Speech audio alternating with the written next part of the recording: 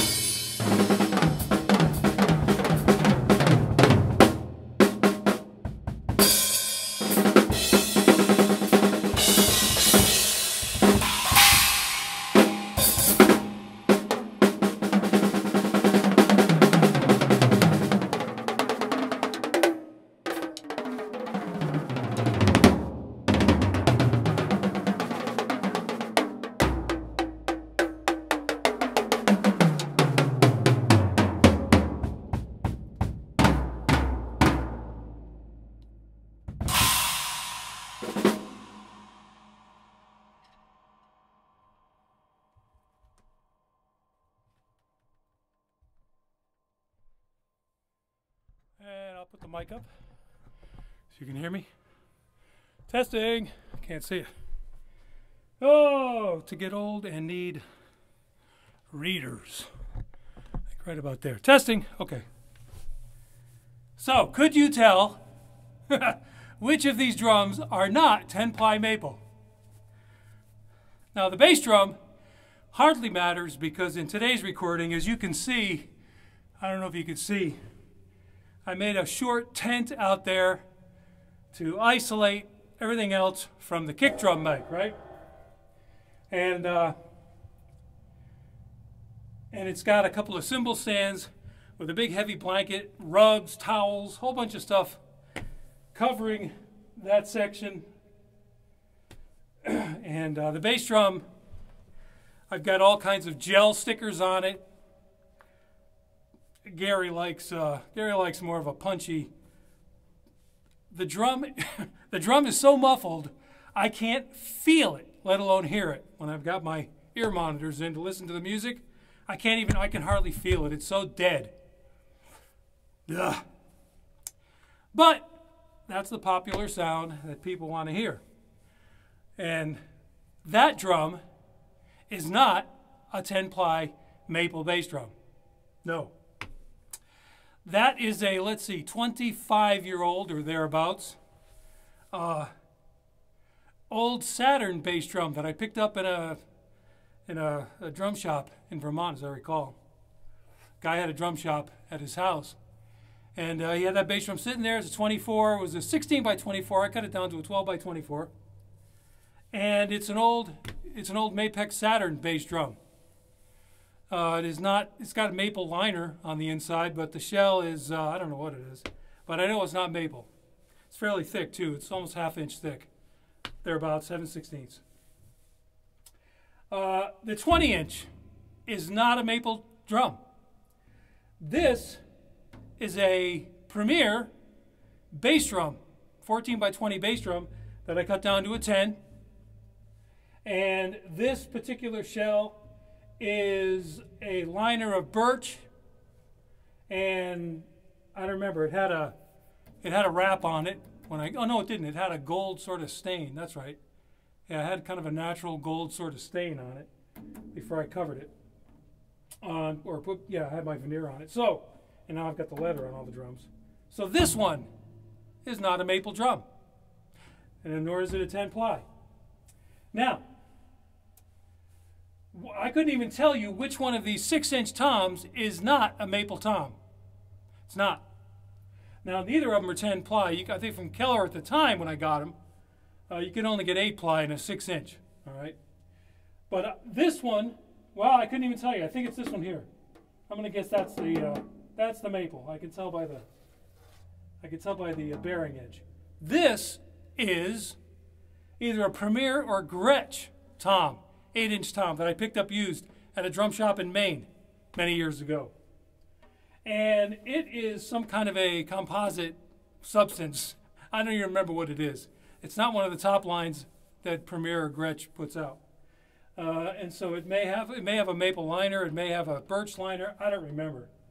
My point is, okay, so here's 1, 2, 3, 4 drums. Now with the bass drum, like I say, the way they muffle them, it doesn't matter. It doesn't even matter. Heads make so much more difference in all drums, but especially bass drums. Come on. So in the sense of the bass drum not being maple, yeah, it sounds like it sounds because it's so muffled, you couldn't know. But the 20-inch tom doesn't sound any different than the other big floor toms. And the smaller toms, except for the difference in the pitch, you could never tell that they're different materials. How would you tell? The sound of a drum are the sound waves thrown off by the batter head, moving to the resonant head, back and forth inside the shell. That's the sound of a drum. The density of the shell. How hard is the material? The density of the shell creates a more difficult material for sound waves to pass through. They bounce around a little more. It can give you the impression of a livelier sound. The thicker a shell, generally that may increase volume. Not always, depends on the material.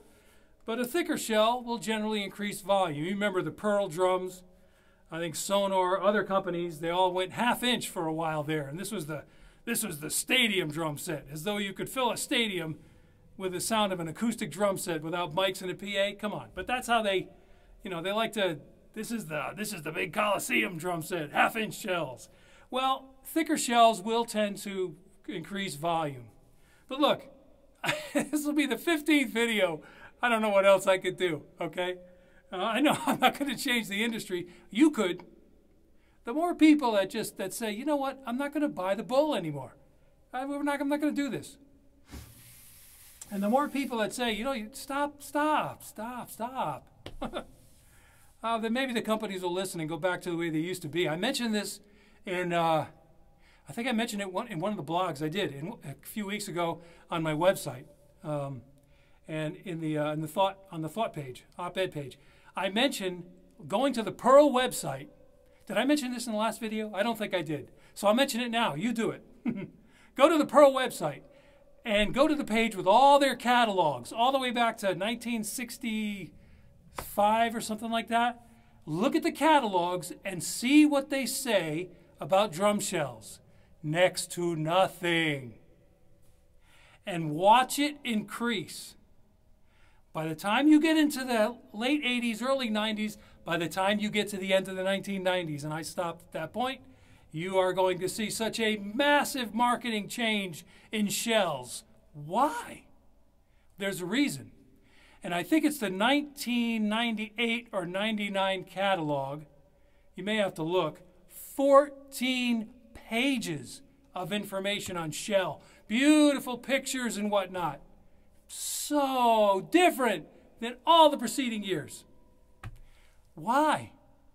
They tell you right on one of the pages why. And that's all I'm going to say. Pearl will tell you why they're having to say so much about drum shells. And if you read carefully, you'll see it. I don't need to say it. You'll find it. So go to the Pearl website and look at all the catalogs, and you'll see how this shell thing, this shell phenomenon, this super hype, ultra hype, shells make the difference. Shells are the sound of a drum. No, they are not. Not on this drum set, not on the previous mongrel drum set I put together, not on any drum set. And unless somebody can prove to me with the evidence, no, then I'm just going to go by what my own ears tell me. The sound of a drum is 98% the drum heads. Change the heads, change the sound of the drum. I appreciate it. Thanks for watching.